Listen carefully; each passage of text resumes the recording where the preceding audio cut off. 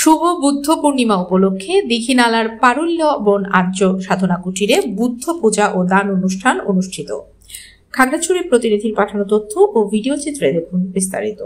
মহাকারুণিক গৌতম বুদ্ধের ত্রিস্মৃতি বিজড়িত শুভ বুদ্ধ পূর্ণিমা উপলক্ষে খাগড়াছড়ি জেলার দীঘিনালা উপজেলার মেরু ইউনিয়নের গবছড়ি এলাকায় অনুষ্ঠিত হয়েছে বুদ্ধ পূজা, বুদ্ধ মূর্তি দান, শঙ্খদান, অষ্ট পরিষ্কার দান, পিণ্ডদান সহ নানা দান কার্যক্রম এবং 2569 বুদ্ধ বর্ষ বরণ উপলক্ষে মহতী পূর্ণানুষ্ঠান।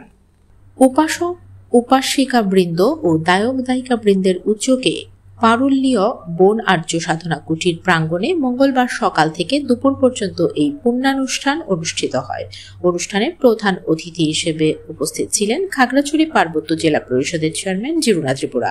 তিনি বিহারে ব্যক্তিগতভাবে বুদ্ধ মূর্তি দান, ভিক্ষুদের বস্ত্রদান ও অন্যান্য দান কার্যক্রমে অংশগ্রহণ করেন। ধর্মদেশনা প্রদান করেন পারুল্য বন আর্য সাধনা কুটিরের অধ্যক্ষ শ্রীমৎ যুগত বংশ স্থবির, শ্রীমৎ অরিমানন্দ স্থবির এবং শ্রীমৎ শীল রক্ষিত স্থবির। আলোচনা সভায় বিহার কমিটির পক্ষ থেকে মূল সড়ক রাস্তা থেকে বিহার পর্যন্ত রাস্তা উন্নয়ন এবং বিহারের সার্বিক উন্নয়ন কার্যক্রমে সহায়তা চেয়ে আবেদন জানানো হয়।